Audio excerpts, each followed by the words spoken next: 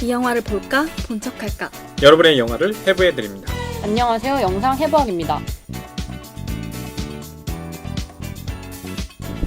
예, 안녕하세요. 안녕하세요. 예, 여름님, 그 다음에 제이님. 예, 오늘도 영상 해부학, 필립 필터리. 시간 시작하게 보겠습니다. 한 주 잘 지내셨어요? 네. 오늘 좀 목소리 차분하시네요. 지금 이제 방송하는데 비가 와가지고 저희가 또 날씨나 이렇게 기후 영향 많이 받는 그 방송이라 차분하게 또 오전 방송 저희가 녹음을 하고 있거든요. 좀 시작하는 것 같습니다. 또 우리 또 여름님께서는 춘천에서 올라오셔가지고 춘천은 또 비가 많이 왔다면서요? 네, 진짜 앞이 안 보이게 와서 되게 무서웠어요. 생명의 위협을 느끼게 왔어요. 서울은 그에 비해서 지난번에 굉장히 비가 많이 왔던 날도 있었는데 오늘은 거의 뭐 소강 상태인 것 같아요. 그래서 장마는 장마인데 장마인지 잘 모르겠어요. 저는 솔직히 장마인지 잘 몰라봤는데 영화관 굉장히 습기도 많고 불쾌지수도 높은 날인데 각자 어떻게 이 무더운 여름 그 다음에 습기 많은 여름 어떻게 피서 여름 더위를 피하고 싶은지 피하고 있는지 좀 여쭤보면서 좀 출발하고 싶어요. 예, 제니께서 어떻게 이 여름 피서법 소개할 만한 것들이 있나요? 저는 시원한 카페에 간다. 근데 사실 저도 카페 잘 안 가거든요. 요즘에. 항상 집에만 있거든요. 집에서 그냥 뭐 에어컨이나 선풍기 틀어놓고 아무것도 안 한다. 피서 방법. 그러시네요. 그러면 좀 여름 더위를 피할 수 있나요? 나름 아무것도 안 하면 더위를 못 느끼는 것도 있는 것 같아요. 오히려 이제 무기력하지 않고 더운지 모르는 거군요. 예, 그렇고요. 예, 여론님은 어떠세요? 또 춘천은 좀 강원도니까 좀 다른 지역보다는 좀 덜 덥지 않을까 이런 생각도 드는데. 근데 춘천은 분지거든요. 분지구나. 네, 그리고 진짜 덥고 진짜 추워요. 최악의 도시 중에 하나여가지고. 몰랐네. 네, 갑자기 예전 지리 시간에 배운 느낌이 태백산맥 이후로 영동, 영서. 영동은 조금 뭐 팬현상인가요? 네, 그것 때문에 시원하고 영서, 특히 춘천 같은 경우 덥겠다. 진짜 덥고 그리고 산에 둘러싸여 있으니까 아침엔 진짜 물 안개도 너무 심하고 약간 되게 습하고 그런 도시거든요. 그래서 되게 힘든데 저 같은 경우는 주택에 살아가지고 항상 마루에 저는 모기장 텐트를 치고 좋겠다. 누워가지고 저도 역시 아무것도 안 하네. 바깥바람 쐬는 걸 나름 피서로 하고 있어요. 그래가지고 얼마 전에 모기장 텐트도 막 뚫린 거예요. 오래돼가지고 새로 주문했어요. 튼튼한 걸로. 그러시군요. 네. 모기장 텐트. 그것도 저도 하나 사면 좋을 것 같아요. 얼마나요? 엄청 싸요. 한 2만 원도 안 하는 것 같아요. 많아요. 저도 방 안에 그거 들어가 있으면 좀 웃기겠네요. 네, 저 같은 경우는 뭐 특별히 뭐 피서 여행 계획도 가지고 있지 않다가 한번 국내 여행은 좀 가볼까? 저번에 한번 여행 관련 프로그램을 보는데요. 통영이랑 남해 보여주더라고요. 그거 진짜 예쁘죠. 그래서 한번 식도락 여행을 한번 가볼까? 혼자? 사실은 이제 후배에 한번 연락해볼까 했는데 걔가 너무 코를 골아요. 그래서 1박 2일이 너무 좀 고통스러울 것 같아가지고 술을 마시러 가려면 좀 그 친구한테 연락을 해야 될 것 같기도 하고 그런 고민의 중에 있고요. 평상시에는 저는 강력하게 추천드리는 곳 도서관을 추천드립니다. 에어컨 빵빵하게 나오고요. 요즘은 도서관도 근데 시원하게 안 맞아, 틀어주지 않아요? 접종 온도 있죠. 은행도 있지. 제가 가는 도서관은 그렇지 않아요. 빵빵하게 틀어줘요. 지자체에 돈이 많은가 보다. 신고해야 되는 거야. 중앙 냉난방이 또 아니에요. 거기 또 각 여기 열람실에 있어요. 그래서 거기 열람해서 공부하시는 분이 이렇게 킬 수가 있거든요. 좋다. 예, 물론 그 관리자분들이 키시기도 하고 끄시기도 하는데 더우면 켜요. 예, 그래서 저는 적극적으로 이 여름 무기력하지 않게 보낼 수 있는 장소로 도서관을 추천드립니다. 저 어제도 도서관 갔다 왔거든요. 예, 이 무더운 여름을 저희 방송과 함께 좀 쿨하게 날려버리셨으면 좋을 것 같아요. 저희가 오늘까지 3편의 영화를 쿨한 영화로 좀 가지고 진행하고 있는데요. 첫 번째 영화는 제가 추천드린 영화 지난주 영화였군요. 네. 첫 번째 영화는 시네마 천국이었고요. 우리 제이님께서 두 번째 영화는 제가 추천해드린 리틀 포레스트. 포레스트. 지난주 영화도 기억이 잘 안 나요. 그다음에 이번 주 영화는 여름님이 추천하시는 델타 보이즈입니다. 예, 네. 델타 보이즈 본격적으로 완벽한 스포일러 들어가기 전에요. 우리 여름님께 이 영화를 쿨한 영화를 추천드린 그 이유 한번 들어보고 시작해 보도록 할게요. 저는 쿨하다는 뜻이 시원하다는 뜻도 있지만 멋있는 약간 이런 뜻도 있잖아요. 사실 이 영화가 멋있는 영화는 전혀 아닌데 뭔가 그 쿨하다는 것도 더위가 있으니까 쿨한 그 시원함이 있는 것처럼 뭔가 뜨거운 힘든 그런 고통을 견뎌내는 그게 되게 멋있다라는 생각이 들더라고요. 그래서 하고 싶었고 사실 이런 독립영화, B급 영화 같은 걸 저희가 다뤄본 적이 없어가지고 한번 해보면 어떨까 하고 새로운 시도로서 그것도 우리의 쿨한 멋진 도전이 아닐까 싶어서 델타 보이즈 제가 워낙 좋아하는 영화라서 한번 데리고 와봤어요. 저도 이 영화를 보고 싶은 영화 중에 한 편이었어요. 왜냐하면 그 요즘에 논문 작업 관련해서 이것저것 찾다가 자료를 찾다가 보면은 이 영화를 좀 주목할 만한 영화인 것 같아요.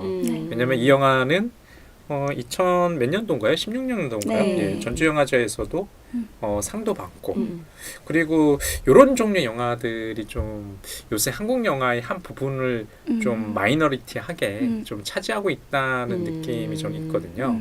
그래서 연님께서 추천하셨을 때 한편으로 굉장히 좀 반갑고 그걸 핑계 삼아 오늘은 제가 MC긴 하지만 이 영화를 지금 보고 왔습니다. 자, 그러면 본격적인 얘기 한번 시작해 보기로 하고요. 먼저 완벽한 스포일러 여름님께서 소개시켜 주시죠. 지금부터 스포일러를 남발하오니 주의하여 들으세요. 네, 영화 델타 보이즈는 매형의 공장에서 일하고 있는 일록을 중심으로 펼쳐집니다.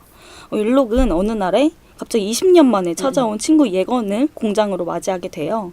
영어와 한국말을 섞어 쓰는 이상한 예건은 한국에서 영어 선생님을 하겠다는 나름의 코리안 드림을 가지고 찾아옵니다.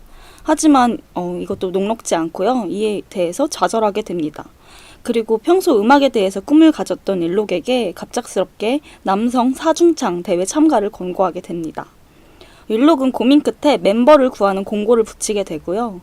평소 전국 노래자랑과 슈스케 출신인 음악에 대한 꿈을 가지고 있던 대용이 먹을 것을 가지고 찾아오게 됩니다. 대용은 항상 늘 음식을 가져오더니 한 명의 모자란 멤버까지 데리고 오게 됩니다. 그 멤버는 준세라는 캐릭터인데요. 준세는 트럭에서 부인 지혜와 도넛 장사를 하고 있습니다. 그치만 준세는 생계 때문에 고통을 받게 되고요. 이 중창단에 별로 참여하고 싶지 않아 하는 태도를 보입니다. 하지만 평소 의리가 넘치는 대용이를 위해서 도와주기로 합니다. 하지만 지혜의 반대에 대용과 준세 그리고 지혜는 계속해서 갈등을 겪고 육탄전을 벌이게 되고요.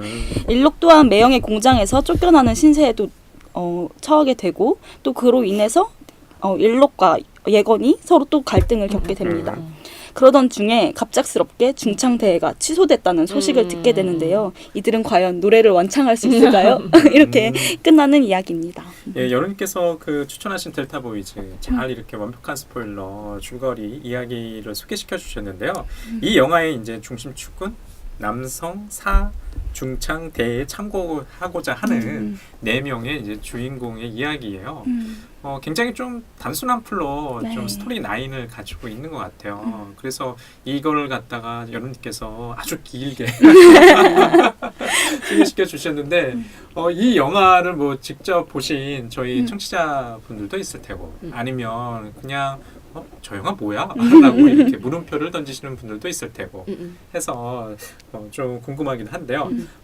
물론 우리 연님께서 추천하셨으니까 이제 과거에 아마 보셨을 것 같고요. 네. 제이님께서는 뭐 지금 보셨나요? 아니시면 그 이전부터 이 영화 조금 보시고 내지는 좀 이야기를 들어보신 건가요? 저는 여름님이 엄청 좋아해가지고 이 영화를 알고 있었는데 보진 않았어요. 왜인지 모르겠는데 선뜻 손 같지 않아가지고 하지만 여름님이 항상 얘기를 해가지고 너무 진짜 주의 깊게 덕질했거든요. 주의 깊게 봤던 영화였는데 이번 기회에 볼 수 있어서 되게 저도 반가웠던 그런 영화였던 것 같아요. 어떤 느낌이셨어요? 그 전체적으로 영화 보시고 나서 느낌은?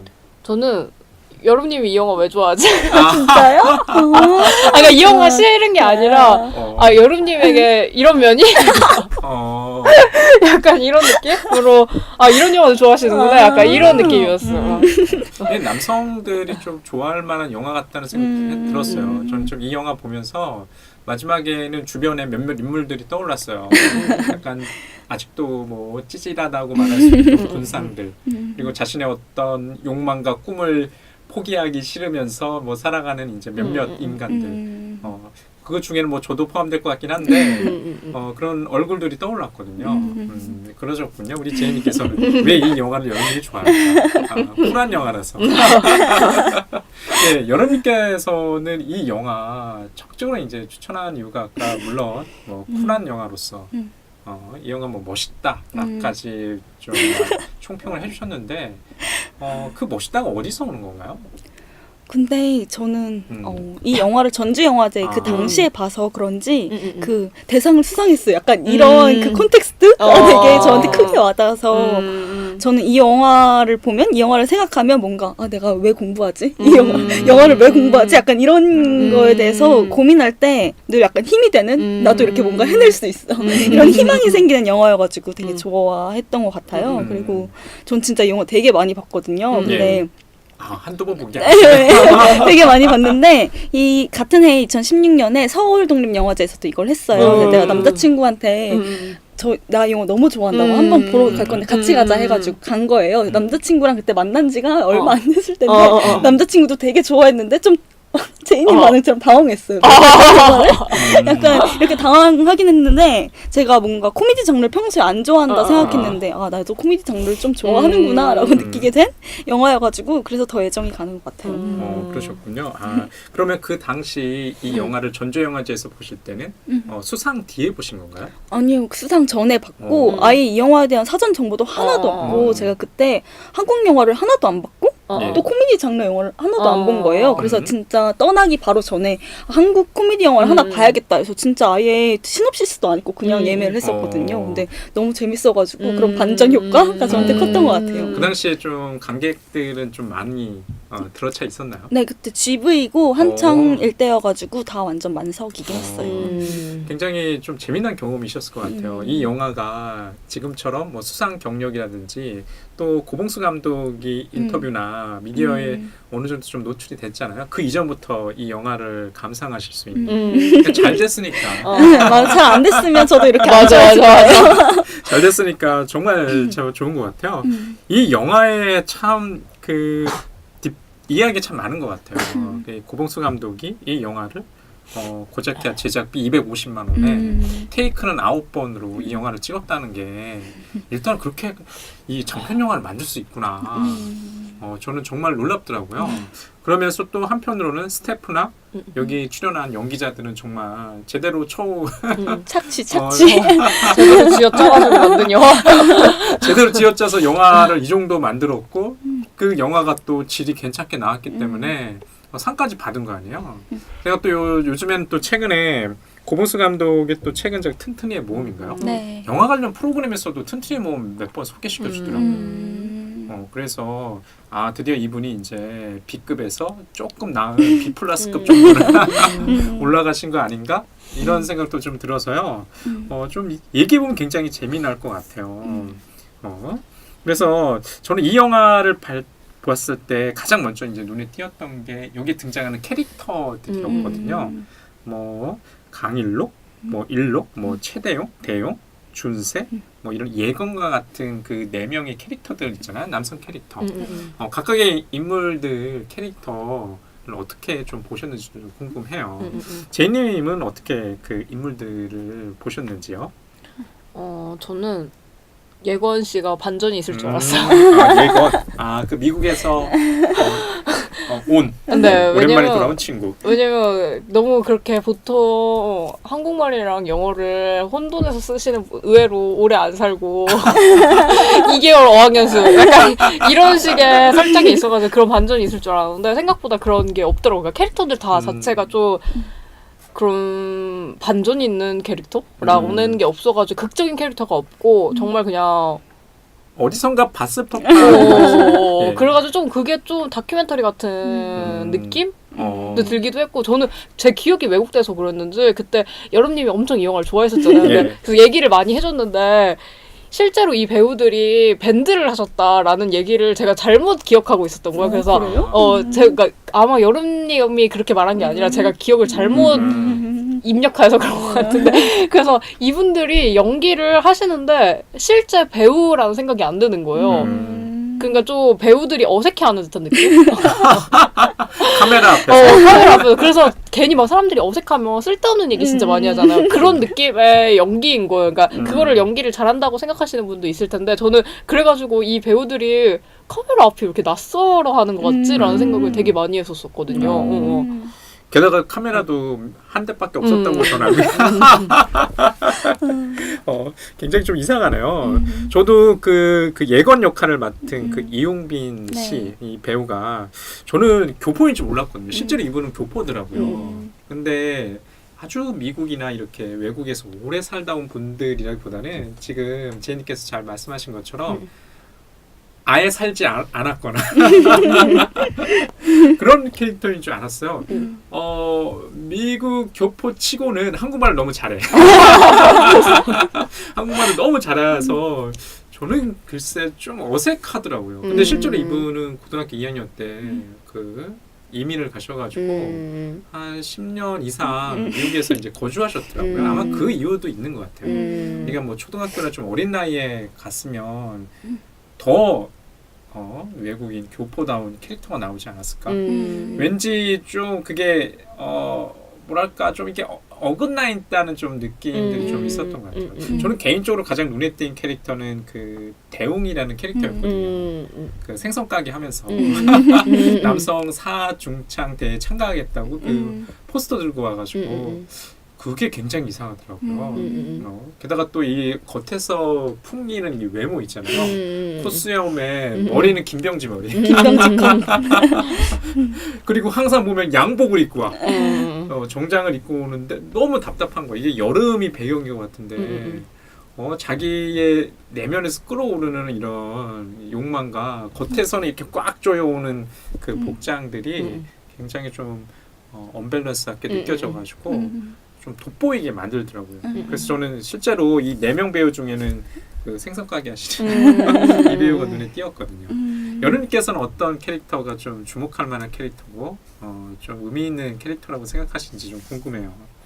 저는 우선 여기서 되게 두드러진 음악에 대한 꿈, 열정을 보이는 캐릭터는 대용이잖아요. 근데 저는 그 대용이 옆에 있는 그 생선 가게 사장님 그분, 네, 그 형님도 엄청 꿈이 가득하잖아요. 헬스클럽 차릴 거라는 꿈이 있잖아요. 그래서 그러니까 다르지만 둘 다 똑같이 뭔가에 대한 꿈을 가지고 있는 두 명이 이렇게 함께 있는 장면이 전 되게 좋았거든요. 근데 웃겼던 게 항상 대용이 옆에서 자꾸 떠드세요. 그 형님이 막 야 만져봐 이러면서 떠드는데 대용이가 자꾸 시끄럽다고 이렇게 말이 많냐고 막 이런 식으로 반응하거든요. 그러니까 결국에는 자기 꿈만 보이니까 다른 사람이 꿈을 쫓는 건 보이지 않고 그거에 대해서 왜 이렇게 시끄럽게 해? 약간 이런 식으로 막 말을 하고 일록이랑 예건이 있을 때도 예건이가 그냥 뭐 쓸데없는 얘기긴 하지만 뭔가 다른 거에 대해서 얘기를 하면 일록이는 듣고 싶지 않아. 야 조용히 좀 니는 왜 이렇게 아직도 말이 많냐? 막 입을 죽어야 됐냐? 막 약간 이렇게 과격하게 말하잖아요. 뭔가 남의 얘기를 듣지 않으려는 태도들이 그런 식으로 약간 보이는 것 같아가지고 오히려 되게 같은 꿈을 꾸는 것 같지만 전혀 다른 인간들이 나온다는 점에서 저는 그 생선가게 사장님이 되게 제일 중요하지 않나라는 생각이 들더라고요. 그리고 되게 목소리가 저는 너무 태진아 씨가 같아가지고 맞아. 네, 그래서 저는 그 목소리가 아직도 너무 기억이 나요. 맞아. 그러니까 보면은 각자가 얘기를 하는데 잘 안 들어요. 근데 저는 굉장히 현실적이라고 생각했거든요. 제 주변에도 이렇게 오래된 지인들, 그러니까 대학 때부터 이렇게 만나오던 지인들 얘기를 이렇게 반복되잖아요. 반복되다 보니까 주의 있게 안 들어요. 그리고 만나면 한두 번 만나면 즐거운데 계속 그 얘기를 똑같은 얘기를 레퍼토리가 있거든요. 그러다 보니까 그 주로 만나는 사람들이 다 남자들이겠죠. 다 이제 결혼하지 않고 혼자 살고 하다 보면 좀 이해할 만하더라고요. 뭐야 한 귀로 듣고 한 귀로 흘리고 똑같은 얘기 왜 계속 그렇게 반복해? 재밌는 얘기 좀 해봐. 재밌는 얘기는 이제 더 이상 없는 거죠. 저는 이제 가장 눈에 띄었던 캐릭터는 아까 얘기 드렸던 뭐 대웅이라는 캐릭터도 있는데 이렇게 생선가게 그 형님처럼 좀 재미난 조연들이 있는 것 같아요. 저는 가장 인상 깊은 게 이제 버스 운전사. 예건이라는 캐릭터 처음에 한국에 와가지고 버스 올라타잖아요. 블라블라블라 막 혼자 떠들어요. 그러면서 얘기하죠. 한국에서 먹고 살만한 일이 있어요? 막 너무 단호하게 버스 운전사 그 분이 없어! 막 이렇게 얘기하는 게 좀 그게 현실인데 좀 너무 짠하더라고요. 아까 그런 얘기 하셨잖아요. 여러분께서 코리안 드림을 갖고 왔다. 너무 좀 이상해요. 미국 흔히 아메리칸 드림인데 아메리칸 드림이 이제 더 이상 없어. 그러니까 이제 역으로 다시 코리아 드림을 가지고 이제 오는 거죠. 그러면서 제가 들었던 게 저는 이게 배우들의 연기가 좀 모르겠어요. 저는 배우들의 연기에 그렇게 어색하다는 느낌 없었거든요. 아까 제니께서는 그 카메라 앞에서 이 네 배우의 그 앙상블이 굉장히 어색하다. 마치 어떻게 행동해야 될지 몰랐기 때문에 많이 떠들고 좀 행동이 좀 부자연스럽다라고 하지만 저는 이 영화 중에 보면은 그 싸우는 장면들이 한 2번 정도 나오거든요. 특히 누군가요? 이제 부부죠. 준세랑 지혜. 준세랑 지혜 부부. 준세랑 지혜 부부가 그 도넛 가게를 해요. 가게가 아니죠. 이제 그 자그마한 타르에서 노점상을 하는데 그 두 부부가 준세가 그 대에 참가하느냐 마느냐 이것 가지고 싸우는데 현실 부부 보는 것 같아요. 저는 처음에 저분들이 사귀나 이런 생각이 정말 격렬하게 싸워가지고 좀 놀랐거든요. 정말 그 옆집에서 싸우는 부부의 그 모습인 거예요. 그래가지고 한편으로는 좀 굉장히 이상했어요. 그런 느낌은 좀 갖지 않으셨는지. 저는 오히려 배우들이 어색해한다고 저 그렇게 말했잖아요. 그러니까 이 배우들이 어색한 느낌이 이 카메라 앞에서 내가 무슨 말을 해야겠다는 강박을 가지고 있는 듯한 느낌? 그래가지고 어색하다는 생각이 많이 들었고, 그러니까 쓸데없는 얘기들을 자꾸 하니까, 그러니까 영화 서사와 전혀 관련 없는 얘기를 자꾸 하는 거예요. 그러니까 그래서 되게 제가 볼 때는 되게 어색해 보이고, 이 사람들이 카메라 앞에서 뭔가를 해야겠다는 강박관념을 가지고 있네?라고 느끼니까 저는 어색하다고 느꼈는데. 근데 결론적으로는 이 영화의 전체적인 부분에서는 그런 배우들의 역할이 되게 조화롭게 이루어졌던 게 그 의미 없는 말들이 약간 영화의 공백을 만들어가지고 좀 새끼를 만들어 놓으니까 그게 좀 영화를 풍부하게 만드는 힘? 그러니까 오히려 어색해 하기 때문에 그게 오히려 영화의 미덕으로 만들어진 느낌이라고 해야 되나? 그러니까 그래서 연기가 어색하다고는 제가 말하고 있지만 그게 나쁘진 않은 것 같다는 생각을 많이 했어요. 그게 제가 생각할 때 감독의 디렉팅 스타일 같기도 해요. 왜냐하면 처음부터 완벽하게 각본이나 대본을 가지고 들어가는 게 아니라 배우들과 상의해서 애드립이나 그 상황에 맞는 그 대사를 만든다고 하더라고요. 그리고 자기는 그런 우연성 굉장히 좋아하신대, 고봉수 감독이. 그게 이렇게 우리처럼 제니가 같은 관객들한테는 왜 저런 말을 쓰잘데없이 하지? 어떤 기능이나 역할, 의미가 있어야 되는데 전체적으로 보면 그래서 이렇게 아까 그런 표현 하셨잖아요. 새끼를 난다. 그런 것들이 그런 데서 느껴지기도 한다는 생각도 들고 아무래도 이 배우분들이 자기 얘기를 하려다 보니까 주저리 떠든다는 느낌도 있어요. 특히 마지막에 대웅이 자기가 왜 이 대회에 참가하려고 하는지를 갖다가 롱테이크로 이렇게 원테이크로 보여주잖아요. 제가 알기로는 그 자신의 사연이라고 알고 있거든요. 자신의 어릴 적 꿈은 배우였는데 누가 너 꿈은 뭐니? 배우라고 당당하게 말하지 못했다. 너까지 게? 이런 얘기 들을까 봐. 그러니까 더욱더 어떻게 보면은 그게 전치돼가지고 이렇게 보여지니까 좀 그럴 수도 있겠다는 생각이 좀 들긴 하더라고요. 저는 이제 인터뷰 보니까 그런 생각이 들긴 했어요. 연인께서는 어떠세요? 배우들의 이런 연기나 이런 것들에 대해서.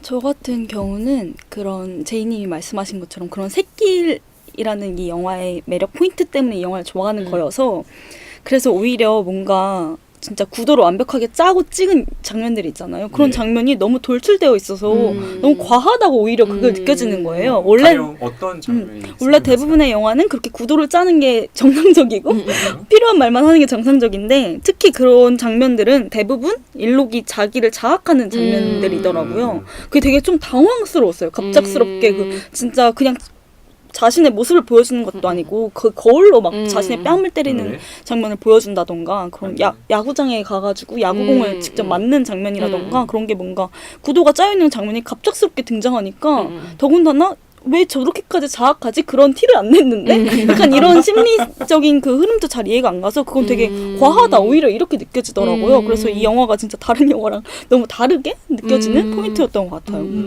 지금 여러분님 잘 말씀하신 것 같아요. 그러니까 이 영화를 보시게 되면요, 이게 아주 매끄럽지는 않은 것 같아요. 아까도 초반에 이 영화에 대한 완벽한 스포일러에서 이야기를 소개시켜 드렸을 때 중심 플롯은 합창대에 참고하고자 하는 4명의 찌질한 남성들의 근데 이야기인데 중간중간에 이렇게 보면은 좀 불필요하다고 생각하는 것들 뭐 이렇게 플롯도 그렇고요.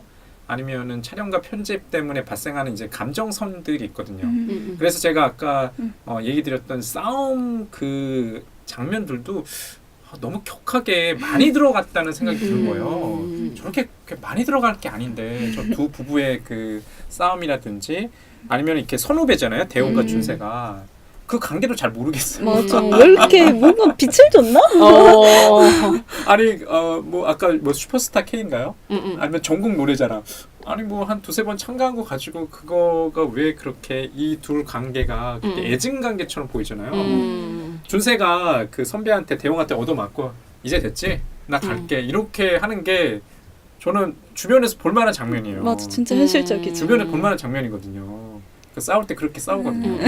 정말 지저벌지 싸우다가 그러다 좀 시간이 지나 쓸고버리 연락해가지고 다시 찾아가는. 영화에서도 그렇잖아요. 이번에는 마지막에 찾아갈 때는 뭐 준세와 또 지혜 부부까지 같이 찾아가니까 그것도 굉장히 생뚱맞아요. 왜 어떻게 하였는지 잘 모르겠더라고요. 그러니까 그런 부분들이 원인과 결과라고 하죠. 그 부분들이 깨지다 보니까 이 영화에서는 그런 게 아주 매끄럽지 않다는 생각도 들지만 전체적으로 보면은 그냥 관객들이 좀 뭐랄까 너그럽게 봐준다는 생각도 좀 있어요. 이 영화 뒷 이야기를 들어보면 250만 원에 정말 착취해서 만든 영화. 여기 그런 것 좀 감수해야지. 이런 것도 있지 않을까라는 생각이 좀 들었어요. 예, 그러면서 저 또 얘기 좀 드리고 싶은 것들이 공간을 좀 얘기하고 싶어요. 여기서 이제 크게 두 공간이 나오죠. 하나는 이제 공장이라는 그 일록이 일하는 공간이고요.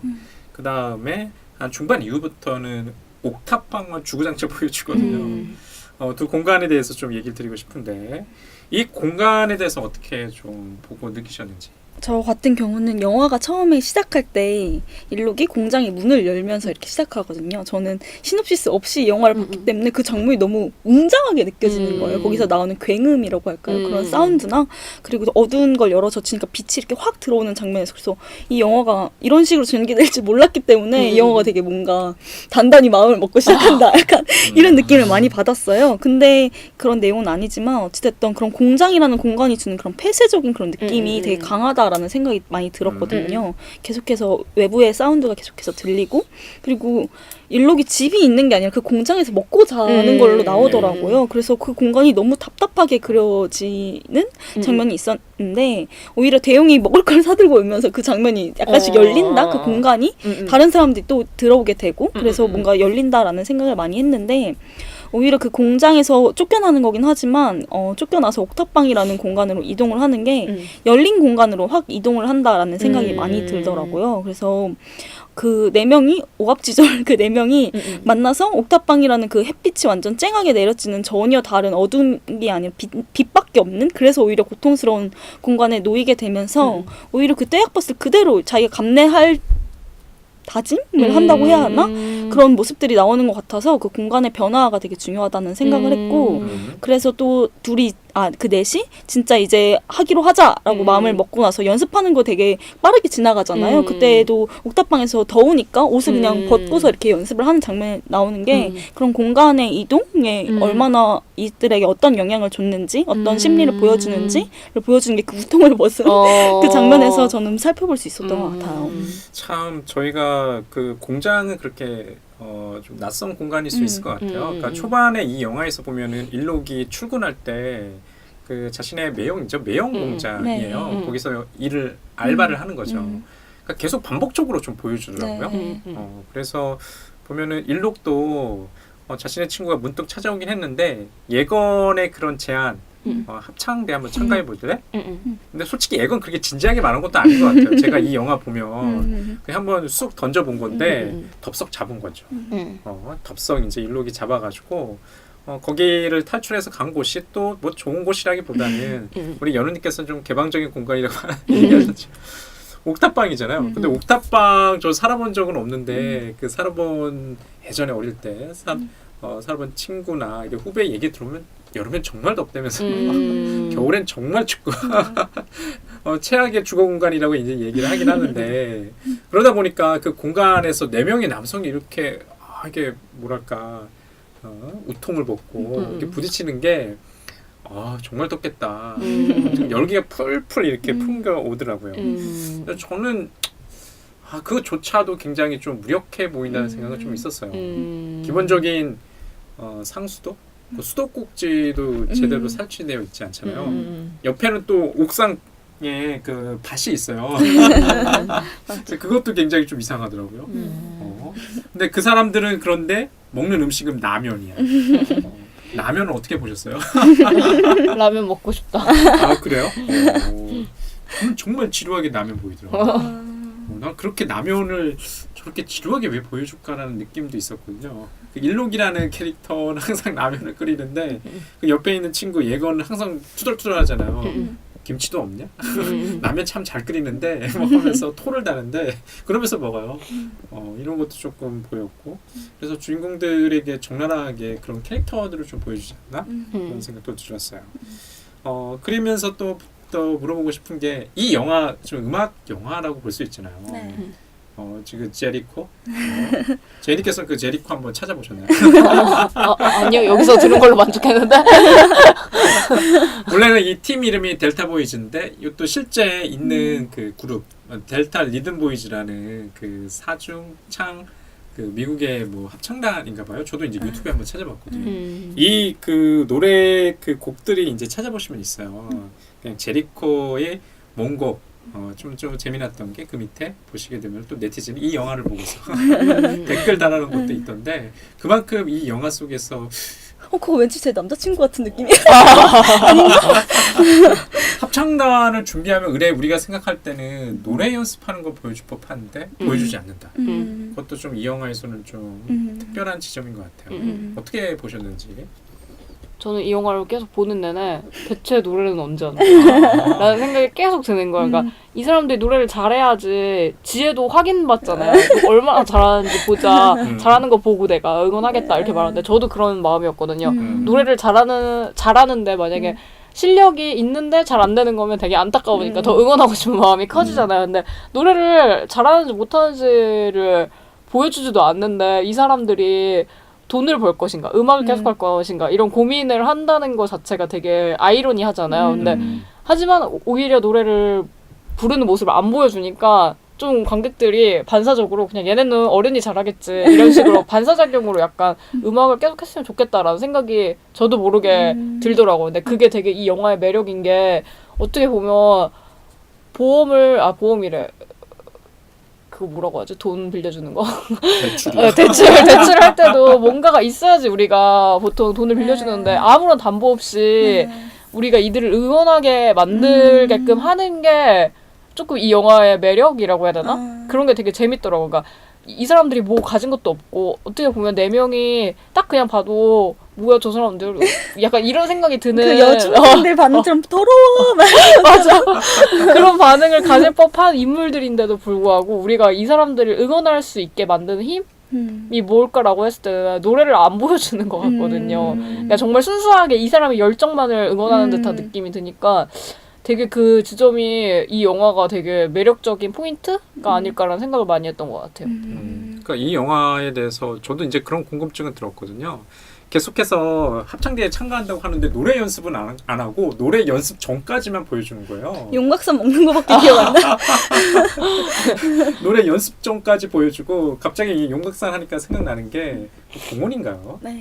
공원에서 그 녹음돼 있는 자기가 불러야 될 그 파트를 연습하잖아요. 그런데 그 앞에 애가 왔다 갔다 하죠. 근데 제가 그 뒷이야기를 보니까 그 애는 그 자리에서 즉석에서 섭외가 된 아이래요. 영화 촬영하고 있으니까 궁금해서 왔겠죠. 뭐예요? 이렇게 물어보잖아요. 근데 처음에는 감독한테 물어봤다 하더라고요. 그러니까 감독이 이 아이한테 저기 저 아저씨한테 한번 물어보라고. 나빴어. 그래서 좀 뭐랄까요, 여기서 그러니까 노래가 중심인 것 같진 않고 지금 뭐 제이님께서 얘기하시는 것처럼 저 사람이 가진 재능이나 자질은 중요치 않고 저 사람의 어떤 욕망이 중요한 것 같아요. 얘가 한다는 게 난 하고 싶어. 떨어져도 이런 것들을 계속 보여주려고자 하는 것들 때문에 그 노래 준비하는 모습이 그렇게 우리가 기대하는 만큼 들어가지 않은 거 아닐까 저는 그렇게 생각을 했는데 연희께서 어떻게 생각을 하시는지요? 저도 제이님 말씀처럼 이 영화가 음악 영화지만 음악이 없는 음악 영화여가지고 의미가 있다라는 생각을 많이 했거든요. 계속해서 노래 연습하는 것만 나오고 연습하는 것도 잘 나오지도 않고 계속 싸우는 갈등만 계속해서 나오는데 저는 그게 이 영화가 마지막엔 그래도 노래 완창을 하면서 끝이 나잖아요. 그게 전 진짜 토니 에드만에서 나오는 그 노래를 완창하는 장면만큼 감동적이었는데 그 노래를 그냥 완창하고 뒷이야기가 없이 그냥 끝나잖아요. 갑작스럽게 그렇게 끝이 나는데 그런 결말 자체도 계속해서 음악을 보여주지 않았던 영화 전체의 맥락이랑 같다는 생각을 했어요. 오히려 그 앞에서는 음악을 보여주지 않았지만 마지막엔 또 음악을 보여주는 정반대의 상황이지만 어찌됐든 얘네들은 하고 있고 지금 어차피 대회 자체가 없어졌잖아요. 그건 되게 무의미한 행위인데 뭔가 그걸 자신의 꿈을 위해서 하고 있고 그걸 우린 할 거고 응원해야 해 라는 식의 그런 갑작스러운 결말이어서 오히려 그 결말에 대해서 되게 불만을 갖는 분들도 있을 텐데 거의 다 그 결말을 되게 좋아하시는 분들이 많더라고요. 그래서 저는 되게 그 결말은 잘 짠 게 아닐까라는 생각을 많이 했던 것 같아요. 그러게요. 우리가 보통 이 영화에 대해서 좀 기대하는 것들이 저는 대회가 무산됐다는 것도 조금 낯설었어요. 대회가 갑자기 무산됐으니까 어떻게 끝맺을까 그것도 궁금했지만 이 영화의 서사를 쭉 따라가다 보면 대참가까지 저희가 기대하게 되잖아요. 대참가에서 그게 뭐 수상을 하든 수상을 하지 못하든 간에 그런 걸 기대하게 되는데 한편으로는 이게 예산 문제 때문이었을까라는 생각도 들어요. 만약에 합창대회를 보여준다고 하면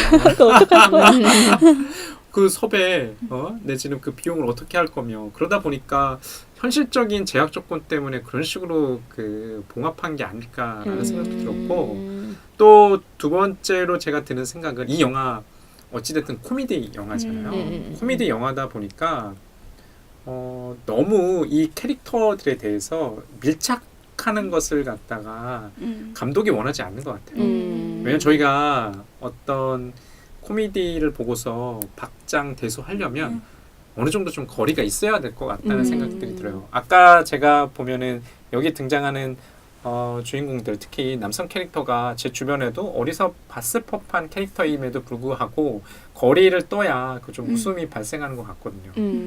그래서 저는 이 영화가 일록 중심으로 펼쳐지는 영화긴 하잖아요. 그래서 생각해보면 일록 때문에 웃음 장면이 하나도 없는 거예요. 일록 굉장히 진지해요. 네, 진지하고 뭔가 좀 웃음을 주더라도 거의 다 그냥 예건한테 욕이나 하는 그런 장면들 뿐이지 다른 사람들은 진짜 몸을 써서 웃기던지 맞아. 진짜 싸우면서 막 웃기던지 하는데 일록은 시종일관 계속 진지하고 그리고 오히려 자기를 자학하는 장면을 보여준다든지 아니면 그 대회가 무산됐다는 소식을 알고 좌절하는 표정을 보여준다든지 해서 일록한테는 거리두기가 안 되고 밀착될 수밖에 없어가지고 재밌는 캐릭터가 아닌 수밖에 없는 것 같아요. 굉장히 좀 무겁죠. 일록이라는 캐릭터. 게다가 그 네 개 머리가. 저는 처음에 뭐라고 해야 하나 약간 아픔이 있는 네 개 음악을 좋아하는 야만 아니면은 그 범죄 조직 영화에 나올 법한 이런 포스잖아요. 그런 포스로 이제 이 영화에서는 좀 비춰졌는데 마지막에 노래를 할 때는 그 네 명이 굉장히 깔끔하게 머리를 다 자르죠.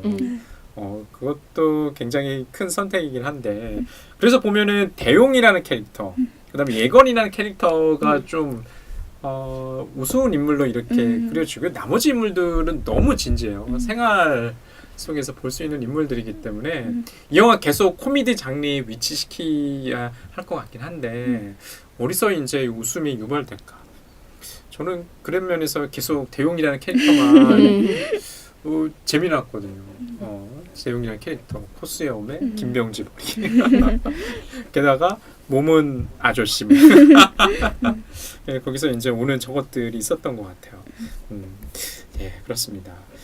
그렇고요. 이런 영화의 좀 계열들이 좀 비슷비슷한 영화들이 한국 영화에서 좀 몇 년 사이에 계속 보이는 것 같아요.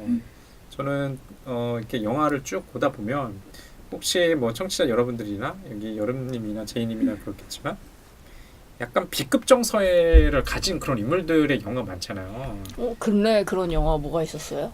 소공녀가 조금 아 맞아. 안 봐서 소공녀. 아니면은 예전에 저는 가장 생각났던 게 걷기왕 아니면은 뭐 나온 장기왕 이런 왕 캐릭터들이 나오는 영화들이 있어요. 지금 또 뭐 오목소녀 얼마 예, 전에 맞아요. 했던 거 같은 원래 그런 그 느낌. 걷기왕 감독이거든요. 네, 맞아요. 오목소녀가. 근데 이런 캐릭터들은 보면은 조금 메이저 주류의 영화들에서 나오는 게 아니라 이제 B급 영화 내지는 마이너 내지는 독립 영화에서 많이 보이거든요. 그런 영화가 제가 생각하기에 몇 년 전부터 한국 영화에는 좀 하나의 계열을 이루고 있지 않나 라는 생각을 좀 개인적으로 좀 가져요. 그러니까 일종의 이제 카니발 왕 같은 영화들이에요. 그러니까 그게 왕 같지 않은 영화들이죠. 그러니까 다른 가치를 계속 설파한다는 생각이 좀 있고 그래서 저는 그런 맥락에서 이 영화를 조금 봤거든요. 이 영화가 만약 호소한다면 누구한테 호소할까라고 한다면 자신의 꿈은 가지고 있는데 현실은 좀 녹록치 않은 사람들한테 관객한테 호소하고 있지 않나. 아까 연우님께서 좀 좋아하시는 이유가 그런 이유 아닐까 저는 생각했어요. 맞아요. 자신의 어떤 가치나 이제 꿈은 있고 그런데 이런 인물들에서 비록 남성 인물들이긴 하지만 이런 캐릭터에서 좀 자신을 투사한 거 아닐까? 근데 그에 비해 이제 제이님께서는 그렇게 투사하지 않아요. 좀 그런 것 같아요. 그러니까 고봉수 감독 영화 스타일은 어떻게 생각하세요, 제이님께서는? 이런 식의 뭐 작업 방식? 하나밖에 안 봤는데 이 영화밖에 보지 않았지만 영화를 뭐 사실 이쪽에 저희 있는 멤버 중에 영화를 직접 좀 단편 영화라도 만들어 본 분은 제이님이니까. 근데 저는 약간 고봉수 감독 자체가 이 인물들과 유사한 점이 있는 게 저는 요즘에 그런 생각 되게 많이 들거든요. 사람들이 뭐 남들이 뭐 해가지고 뭐 상을 받든 이름을 알리든 그런 모습을 보면서 저는 부럽다는 생각이 요즘에 안 들거든요. 그 이유 중에 하나가 저는 아무것도 안 하기 때문이에요. 그러니까 좀 뭔가 내가 하고 나서 내가 실패했을 때 저 사람들을 부러워할 자격이 있는데 아무것도 안 해놓고 내가 부러워한다는 게 말이 안 되잖아요. 그래서 그런 의미에서 약간 이 고봉수 감독은 적어도 무언가를 하는 사람? 그러니까 적어도 그런 자격을 가지고 있는 사람이라서 좀 그런 지점이 되게 멋있는 사람. 그러니까 어떻게 보면 250만 원으로 내가 장편 영화 누가 찍을 수 있어. 이렇게 다들 이분한테 다들 그렇게 한마디씩 했을 텐데 그럼에도 불구하고 이 사람은 한 거잖아요. 뭔가 일단 일을 해낸다는 것 자체가 좀 되게 대단하다라는 생각이 들기도 하고 여기 인물들도 다 4명의 캐릭터들도 이 사람들이 다들 막 그렇게 제 생각에 대용 빼고는 아무도 그렇게 음악에 큰 뜻이 있는 분들은 없는 것 같거든요. 그러니까 근데 그럼에도 불구하고 이 사람들은 어쨌든 뭔가를 한 거잖아요. 그러니까 다중창이라도 나가야지 해가지고 멤버도 모았고 같이 연습도 했고 노래도 불러봤고 그러니까 무언가를 했다는 행위 자체를 보여주는 것 같아가지고 좀 그런 지점에서 되게 매력 있는, 그러니까 어떤 큰 성취가 없더라도 적어도 제가 말한 그 자격, 남을 부러워할 수 있는 자격을 얻은 사람들, 그러니까 불평 불만을 그래도 말이라도 할 수 있는 자격을 얻은 캐릭터들 그리고 감독인 것 같아가지고 되게 그런 지점에서 이 영화가 좀 이 현 시대 저 같은 사람한테 매력적으로 조금 뭔가 넌지시 말하는 바가 있지 않을까라는 생각을 많이 했던 것 같아요. 그러니까 여기 등장하는 인물들이 억지로 뭘 만들긴 만드는 것 같아요. 그러니까 좀 만들기 힘든 상황에서 만들고 있다는 생각이 들고 그런 것들이 한편으로 굉장히 짠하면서 그 사이에서 벌어지는 것들 굉장히 우스꽝스럽게 보이니까 이 영화가 그런 매력 때문에 많은 분들이 좋아하지 않을까라는 생각도 좀 들었어요. 어떻게 여러분께서는 고봉수 감독 영화 이 중에서는 가장 많이 보셨죠? 두 개밖에 안 나왔어요. 최근에 뭐 튼튼이의 모험도 보셨다고 하니까 아마 이제 이 델타 보이즈가 너무 인상 깊어지셨기 때문에 아마 이렇게 계속 따라가시는 것 같아요. 이 영화 감독의 작품을. 그다음 고봉수 감독이 또 그밖에 뭐 다영 씨도 네. 또 벌써 상영했어요. 벌써 상영했어요? 그때 전주영화제에서 했던 걸로 알고 있어요. 그렇군요. 그리고 앞으로 또 보니까 영화 뭐 SF 음. 영화인가요? 제가 듣기로는 SF 영화 또 굉장히 또 지금까지 해오던 저예산 영화에서 상업 영화 정도의 이제 영화를 하기 시작하신 것 같은데 잘 돼서 뭐 일단은 좋은데 뭐 어떻게 생각하세요? 이런 스타일의 영화들을 쭉 보시니까 뭐 2편 정도 안 봤다고 하시지만 저는 되게 걱정돼요. 이제 진짜 50억이면 진짜 대작이잖아요. 250만 원에서. 그러면 진짜 이 저예산 영화의 매력으로 이게 성공한 건데 그게 어떻게 성공할 수 있을까라는 생각도 많이 들고 그리고 사실 이 델타 보이즈 자체가 되게 대중적으로 어필할 수 있는 영화는 아니잖아요. 예, 그렇죠. 네, 그래서 앞으로 어떻게 대중적으로 정말 어필할 수 있을까라는 그런 느낌도 강하고요. 저는 이 캐릭터들이 이건 되게 캐릭터 무비라고 생각을 하는데 이 영화가 되게 일록 중심인 것 같지만 전 되게 대용의 관계를 중심으로 하고 있다고 생각하거든요. 대용이가 이미 다 관계를 맺고 있던 뭐 준세 지혜나 아니면 그 형님이라든지 근데 일록과 예건을 향해서 또 대용이가 찾아오는 거니까 되게 제일 말씀하신 것처럼 꿈에 가득 차 있고 진취적인 캐릭터인데 제가 대용이에 이입을 하고 좋아하는 이유는 걔가 꿈을 가지고 있어서가 아니라 음식을 사오기 때문인 것 같아요. 그게 그러니까 누군가한테 자꾸 베푸는 게 습관처럼 그냥 돼 있는 사람인 것 같은 거예요. 그거에 대해서 뭔가 대가를 원하지 않고 그래서 그렇게 준세가 지혜랑 싸우면서도 대용이한테 가려고 하고 그리고 사실 생선가게에서 맨날 그냥 가잖아요. 조퇴하잖아요. 나 가야 된다고 막 근데도 불구하고 형님은 그만둔다는데도 붙잡잖아. 내가 네 많이 아끼는 거 알지? 라는 식으로 그렇게 늘 대용이 누군가한테 베풀고 그거에 대해 대가를 바라지 않고 그거 자체로 행복해하는 사람이라는 생각에서 제일 오히려 자존감이 높고 제일 되게 완성된 인간형이라는 생각이 많이 들었거든요. 그래서 그런 캐릭터가 50억짜리 그 상업 영화에서 이렇게 어필을 할 수 있을까? 밀착하게 그려낼 수 있을까? 라는 생각을 많이 했던 것 같아요. 저는 그 여러분께서의 우려 그러니까 과연 여기 캐릭터 B급 정서를 가진 캐릭터가 한 50억도 그렇게 뭐 큰 금액은 아니죠. 상업 영화 치고는 제가 알기로는 한국 영화 평균 뭐 제작비가 한 40억 뭐 그 정도 선이니까 그 정도 영화면 이제 상업 영화로서 대중 영화로서 첫 번째 로 입봉작이라고 말할 수 있을 것 같거든요. 근데 오히려 저는 이분이 고봉수 감독이 이 영화 이전에도 거의 뭐 습작처럼 단편 영화를 한 200편 정도 만들었다니까 대단해. 저는 장편 영화 좀 기대가 되거든요. 자신의 스타일로 영화를 만들 것 같아요. 그때는 그러니까 캐릭터 무비쇼라고 말씀하셨는데 어떤 순발력이나 우연성에 기대기보다는 좀 잘 짜여진 각본대로 가지 않을까? 라는 좀 기대감이 좀 있어요. 게다가 또 SF야.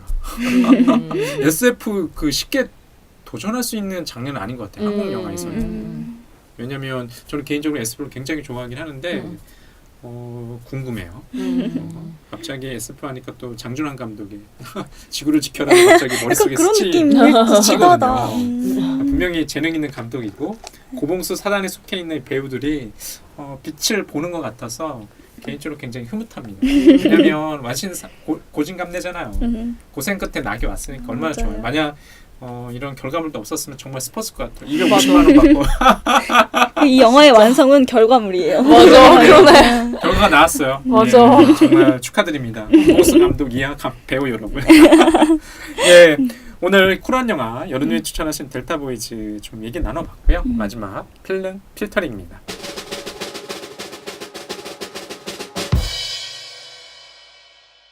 저는 이 영화를 혼자 보는 게 아니라 여러 명이서 함께 보면 좋을 것 같아요. 그래서 혼자 보면 보지 말고 같이 보면 같이 혼자 봤으면 보셨죠, 근데? 왜냐면 이게 왠지 여름님이 이 영화를 계속 그 전부터 추천했기 때문에 제가 상상하는 이 영화 상영의 분위기라는 게 영화제처럼 약간 관객 반응 좋은 맞아요. 그런 거에서 상영됐으면 되게 사람들이 웃으면서 즐겁게 볼 수 있는 영화인 것 같아가지고 그러면 되게 좋았을 것 같은데 혼자 보니까 저는 맞아요. 좀 그 재미가 좀 느낌이 떨어지는 달라요. 게 있긴 있더라고요. 하긴 좀 그런 것도 있어요. 저도 집에서 혼자 보긴 했는데 피식피식 웃은 장면이 나오긴 하는데 같이 봤으면 더 재미났을 것 같아요. 근데 같이 볼 기회가 많이 없으니까 좀 아쉽긴 하네요. 예, 여름님께서는? 저 같은 경우는 이 영화 자체를 쿨한 영화로 추천을 했으니까 당연히 추천드리고 싶어요. 근데 지금 이렇게 같이 얘기를 하다 보니까 저는 튼튼이의 모험을 봤잖아요. 예. 이게 영화랑 완전 상반된 영화다라는 갑자기 오. 생각이 들더라고요. 그 영화는 오히려 진짜 캐릭터의 설명을 엄청나게 쏟고 있고 그거에 대해서 그건 레슬링을 하는 영화잖아요. 레슬링을 계속해요. 여기서는 노래 연습 안 하잖아요. 계속 진짜 레슬링이 너무 지겹다 싶을 정도로 계속 레슬링을 하고 오히려 이 영화랑 또 다른 건 여기서는 이 대회에 나가서 어떻게 됐는지가 중요하지 않지만 여기서는 결말이 확실해요. 걔 나갔고 그래서 어떻게 됐다가 확실하고 그 이후의 이야기가 그냥 펼쳐지거든요. 조금은. 그래서 이 영화랑 오히려 전혀 다른 장르의 시도를 하고 있다라는 생각이 갑자기 들더라고요. 같은 B급 영화인데도 불구하고. 그래서 앞으로 아까도 SF 영화 얘기하셨지만 이런 식으로 뭔가 다양한 시도, 자기의 틀을 나름 한다는 점에서 앞으로의 영화를 기대해 볼 만도 하다라는 생각이 들었고 또 지금 튼튼이의 모험이 상영 중이니까 만약에 튼튼이의 모험을 보신 분들이 오히려 더 있으실 것 같아요. 오히려 델타 보이즈보다. 그래서 함께 비교하면서 보시는 게 어떨까 싶어서 추천드리고 싶습니다. 예, 여름님께서는 적극 추천, 제이님께서는 조건부 추천, 뭐 이렇게 필름 필터링으로 마무리해 주셨네요. 예, 지난 3주 동안 저희가 쿨한 영화 3편, 시네마 천국, 그 다음에 리틀 포레스트, 그 다음에 델타 보이즈로 찾아뵀는데요. 어떻게 이 여름 시원해지셨는지 궁금하네요. 예, 청취자 여러분들의 목소리 저희가 계속 의견을 받고 있습니다. 예, 뭐 트위터든 뭐 이메일이든 아니면은 팟빵 파티 게시판이든 좀 올려주셨으면 좋을 것 같고요. 저희가 항상 그 방송 들어가면서 어떠실지 모르겠어요. 두 분은 어떠실지 모르겠는데 저는 항상 상상을 해보거든요. 어떤 분들이 들을까. 상상이 잘 안 돼요. 상상이 안 되는 이유는 이렇게 뭐 댓글이 많이 달리면 상상할 수 있을 텐데 상상의 틈을 안 주시네요. 항상 백지로 남겨져 있어가지고 좀 아쉽네요. 저희에게 새끼를 좀 주세요. 예, 그렇습니다. 예, 저희 다음 편 영화 내지는 뮤직비디오 좀 기대해 주셨으면 좋을 것 같고요. 예, 다음 시간에 뵙겠습니다.